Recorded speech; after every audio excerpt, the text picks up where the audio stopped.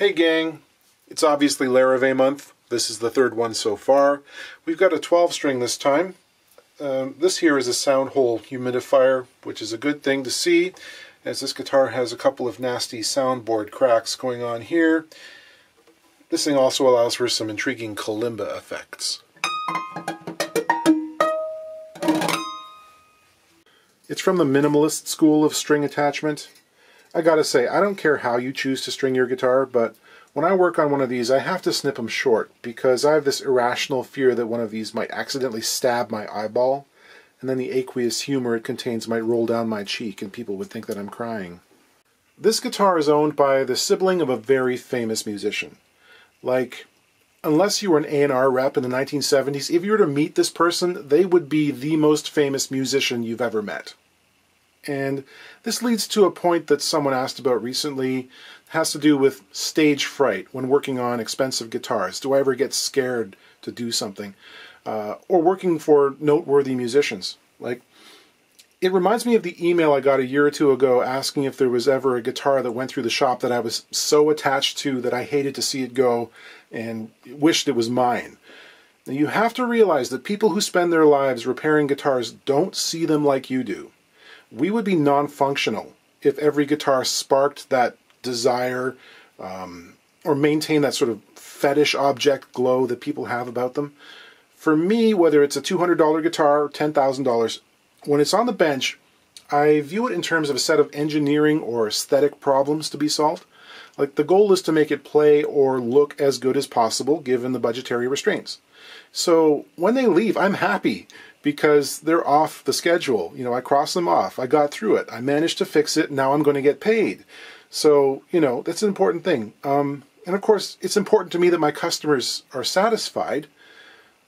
You know, occasionally I will find myself admiring a guitar, but it's all very transient.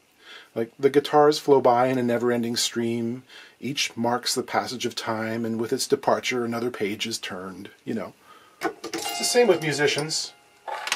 You know, I've done work for musicians I really respect and admire, but I can't afford to get starstruck because, you know, it might blind me, not unlike these strings. But you know what I'm saying, like, it could become a barrier, a roadblock to seeing what's actually going on with the guitar. So I have to concentrate on it and not the person who plays it.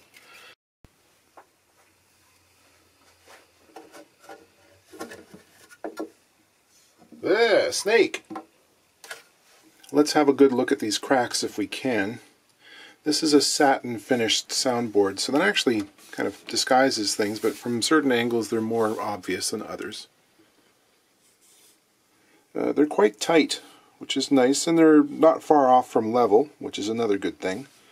I had a look on the inside, and there doesn't seem to be any damage to the braces, so I'm assuming these are just humidity cracks. This guitar dried out at some point, and it opened up. There's one more on the treble side of the body here. You can see where it took a pretty solid hit right on the corner of the binding at some point. This is a wooden binding, this is maple, and it has shattered the finish over the top adjacent to that. It hasn't broken the wood underneath, just the finish. This thing is kind of spiky and splintery, but more concerning, there's also a crack right through the binding, which if I press on, see, it goes up and down, suggesting that the top is loose from the lining on the inside of the guitar, which we definitely want to fix, because if we let it go too long, this could cause serious issues down the road. Getting a big old lake of fish glue on here. Don't worry, it'll clean off just fine, but I don't want to underglue this. I prefer a protein-based glue, if you're not vegan, for this operation. Hide glue or fish glue, for some reason they tend to pull the parts together tighter as they dry. There's a kind of contraction that happens with the protein glues. And it pulls the parts together and you tend to get a visually less intrusive finished product. So I'm pumping the glue through using a little suction cup there, and I'll go back and do that a couple of times. I'll wipe off the excess using a lightly dampened cloth. For clamping, I'm using this plexiglass caul in an effort to keep both halves of the crack flat and in alignment with each other. What can happen is the moisture in the glue will swell up the wood fibers along the line of the joint and they'll bulge upward, and that can remain even after the glue is dried. If we can clamp them down flat while the glue does its thing, you tend to get a nicer looking finished product at the end of the day. I'm using the extended reach sound hole clamps here. Now those aren't pressing down super tight. I'm not trying to crush in or deform the soundboard, just hold it flat. And I can get some lateral pressure on things using this homemade clamp. It's a threaded rod with some plywood blocks and some cork padding and wing nuts. So that'll push both halves of the soundboard together again. And then one more cam clamp down at the end here just to make sure that everything's held nice and flat. Let's see what we ended up with here. It's pretty tight and reasonably flat, so I'm happy with this result. Working on that crack in the binding, I'm going to pump a lot of glue in there using a syringe, the suction cup, maybe some compressed air. I'll hold it together with some spool clamps.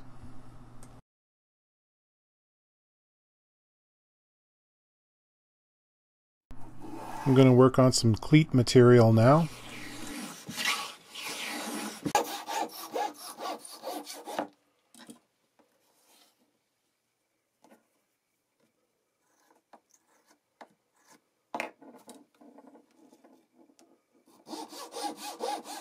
Let's talk about cleats. I'm making these from soundboard offcuts like most people do, but there's a debate to be had, and that is, are they necessary? Why do we put them in there underneath a repaired crack in a soundboard? Everyone knows that a properly prepared glue joint is usually stronger than the surrounding grain, especially in softwood like most guitar tops. And we put them in cross grain too, as if that would somehow stitch things together better. But in truth, when wood shrinks from loss of moisture, especially if it's constrained on the sides, there's nothing in this world that's going to stop it from cracking. All you got to do is look at old Martin guitars that have cracked along both sides of the fingerboard, which happens sometimes. Well, that goes on right over top of this great big wide flat cross-grain brace that some people call it a popsicle stick. Happens like it wasn't even there. And if that's not going to stop it, what chance have these little guys got, you know? This is a soundboard offcut I've been cutting patches from for a while now. I glued it up 11 years ago using fish glue. Now, if I was to snap this thing, it's not going to break right on the joint. These were very carefully planed surfaces, and they were very clean when it was put together. However, when you're dealing with cracks on a guitar that has been open for any length of time, those surfaces might not be as pristine. Dirt can get in there. Oxidation of the wood surface can happen. There's a greasy film that can develop from cooking oils floating around in the air. In older guitars, you could have candle soot, tobacco smoke, residue from oil lamps, that kind of thing. And so you might not have perfect gluing conditions. And the cleats, in that case, act like a little bit of insurance, and they give you sort of a wider area of support under the joint. Because if you think about it, the cracks don't come from bending forces, usually. It's more like trying to pull it apart from the side. And if the joint isn't perfect, it might fail. But if we can spread that force out onto the strong material on both sides, it's a little less likely to happen. If you look inside a good violin played by a concert player, symphony orchestra, soloist, usually it's over 100 years old, and you will be aghast at just how many cleats are inside that thing. Some of the Cremonese makers, the Stradivarius and such, they'll have more cleat wood than actual soundboard, visible. And given the rigor involved in violin repair tradition, I mean, those people are some of the most exacting woodworkers on the planet. With that kind of knowledge, the body of experience at their disposal, if they maintain the use of cleats, I have to think it has some benefit. Do cleats change the sound? Yes. Everything changes the sound. Everything changes the sound. The cracks change the sound. The glue changed the sound, be it high glue or PVA. The humidity of the wood today versus 6 months ago changed the sound, as does the current temperature. A couple of extra months worth of aging on the soundboard has some effect. Whether a guitar's been played, for 1 hour or 2 in the current practice session. Some of these things, the levels are perceptible. Most of them aren't, though, except through psychosomatic influence, or like the cumulative effect of many small changes at once will do it. Guitar makers tear their hair out trying to change the sound of an instrument using little things like this, but the character of the guitar remains fundamentally the same. You can do a heck of a lot to it before it doesn't sound like itself. Now, I like to keep the cleats thin and reduce their mass so that any effect is minimized, but I promise you, at the end of the day, you won't be able to pick up the sonic changes in a blind test between a cleated guitar and one that is not cleated. Your hearing is not that good, and if it is, you probably do not get along very well in day-to-day life, because that kind of oversensitivity makes living very difficult. And those that have it tend not to gravitate into music, strangely, because they're constantly being bombarded with so much sonic information. Like, if you hear everything, nothing sounds good to you. So I glued the cleats in place using magnets to clamp them. Pretty standard stuff. You've seen me do this before. Just going to lightly smooth out some of the rough areas around that binding fracture. I'll get rid of any of the sanding dust that was packed down there into the canyon using the vacuum and a brush. The little fissures I can do some drop fills with some super glue. For that big chunk that's missing, I'll have to come up with something else. This is a stiff mixture of a whole lot of maple dust and some fish glue, basically making my own wood putty.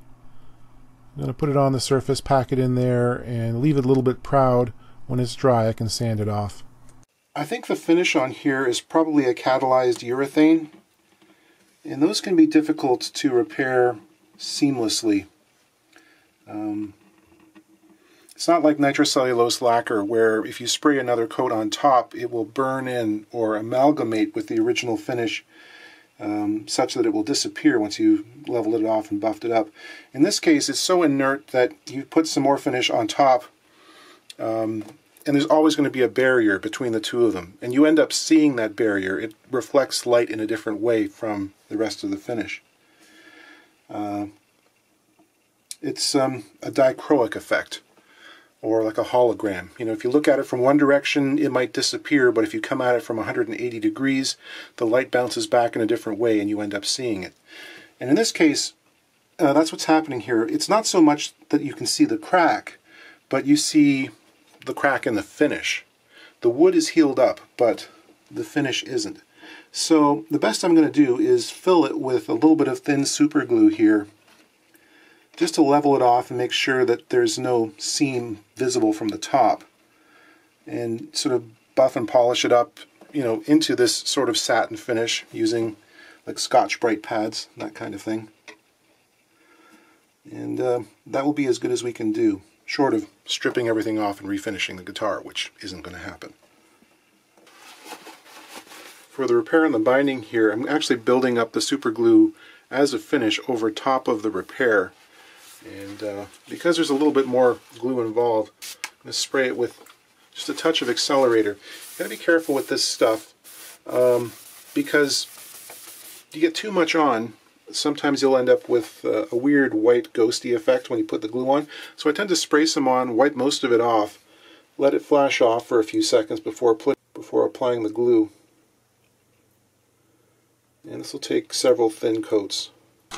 I'm using a razor blade to scrape the super glue fill down flush with the rest of the surface. This takes a delicate touch. Following this, I'll sand it good and flat, and then use some 600 grit sandpaper to bring it back to the correct level of sheen for this satin finish. Then we'll call it a day. I think it's ready to go.